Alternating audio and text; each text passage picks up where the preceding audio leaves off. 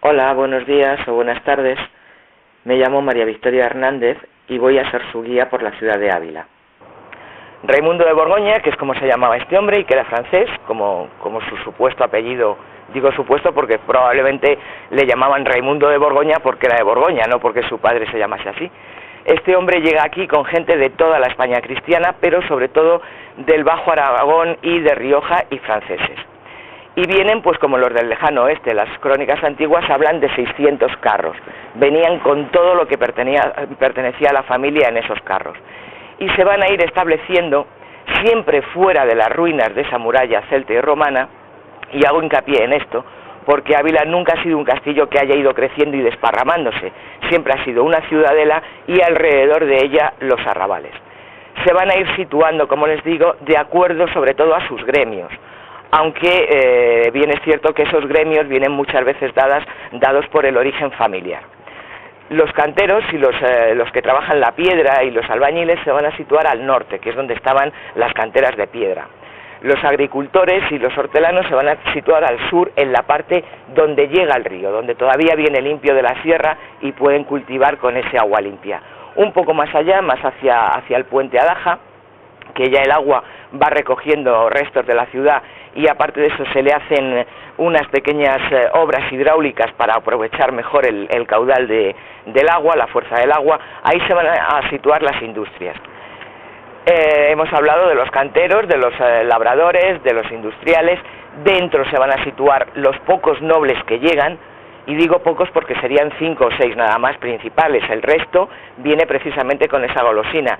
Solamente con el hecho de tener armas y caballo y estar a disposición del rey de Semana Santa a Navidad, se podía alcanzar fácilmente el estado de caballero, y de ahí ya a ir subiendo pues era fácil. En una tierra por conquistar era fácil ir escalando en las distintas clases sociales.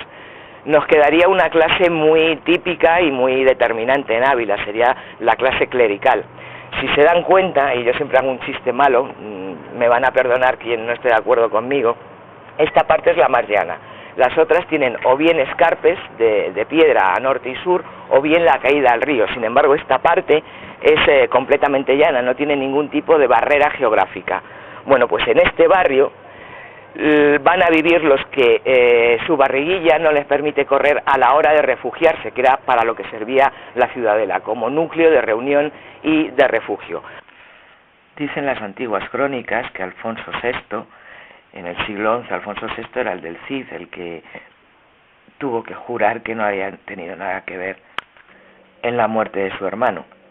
Pues dicen las antiguas crónicas que una vez que llegó a Toledo y conquistó Toledo en 1085, se dio cuenta de que tenía que repoblar la zona que había conquistado, y para poder llevar a cabo esa repoblación tenía que fortificar las ciudades. Encargó a su yerno que repoblara la zona entre Salamanca, Ávila y Soria. Y esas mismas antiguas crónicas, que son muy favorables para los nobles de Ávila, dicen que se construyeron entre 1090 y 1099. Pero eso evidentemente no puede ser cierto. No hay quien construya esta mole en 9 años, con poca gente, poco dinero, y guerreando y defendiendo al mismo tiempo la frontera.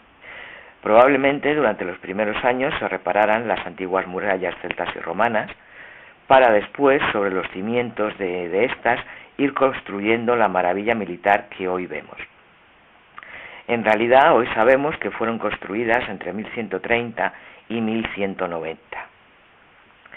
Ya les he comentado que, de pasada, que están construidas sobre unas más antiguas celtas y romanas, aprovechando unos escarpes rocosos paralelos que hay al norte y al sur.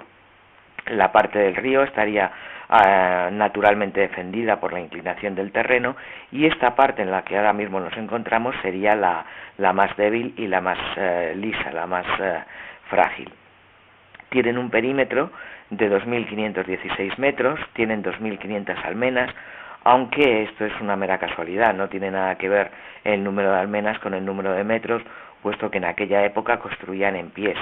Esos 2.500 almenas nos vienen, los 2.516 metros nos han llegado al traducir nosotros de pies a metros. Tienen 88 torreones, 9 puertas y 3 portillos, o entradas o salidas de servicio.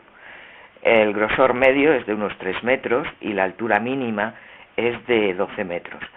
Y en muchas zonas reutiliza bloques de piedra ya trabajados, procedentes sobre todo de la necrópolis romana y de las anteriores murallas celtas y romanas. Digo de la necrópolis romana porque precisamente aquí donde nos encontramos es donde se localizaba el cementerio romano. Estas piezas romanas las van a distinguir muy fácilmente, una vez que yo ya les diga las que son esa especie de piedras que tienen como una pileta horadada y una ranurita.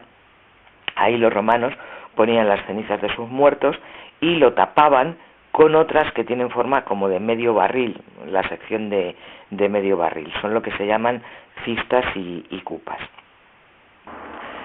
Por mi parte, poco más, solamente decirles que si hoy en día tenemos esta maravilla en pie, aparte de muchos impuestos y muchas entradas que han pagado ustedes, es debido precisamente al declive que Ávila tuvo durante los últimos 4 siglos. A principios del 19, en 1800 y muy poquito, hubo un ministro de Industria, de Fomento, que se llamaba Madoc, que siguiendo una corriente económica europea, le dio por decir que las murallas solamente servían para retrasar el desarrollo de las ciudades, que separaban los barrios, que no dejaban crecer la industria, que se necesitaba ese espacio para hacer viviendas. Resulta que en Ávila, pues no necesitábamos espacio para hacer viviendas, porque toda la parte, esa que les he comentado al principio, que olía tan mal, esa parte se le adjudicó a los judíos cuando se les obligó a vivir en recintos cerrados. Una vez que se les expulsó en 1492, ya nunca se volvió a ocupar. Teníamos media ciudad vacía, no nos hacía falta construir viviendas en otro sitio. Por otro lado, la industria que quedaba era muy poca, o sea, una vez que las guerras ya se terminaron, que se terminó la Reconquista, que se tomó Granada, que la conquista de América ya se terminó, todos esos nobles que en realidad sus ingresos provenían de los botines de guerra, fueron desapareciendo de la ciudad, aparte de que la corte se había trasladado a Madrid. Todas estas familias se fueron trasladando a Madrid, los palacios quedaron en manos de administradores y fueron viniéndose abajo, tanto las familias como los patrimonios como los edificios. En realidad no había dinero para tirarlas, que es lo fundamental. No se hizo caso, no se obedeció, sin embargo sí que se derribaron las de Segovia, las de Salamanca, las de Valladolid, las de París. En todas esas ciudades donde hay una calle que se llama Boulevard, nos está diciendo seguramente que allí estuvo la antigua muralla.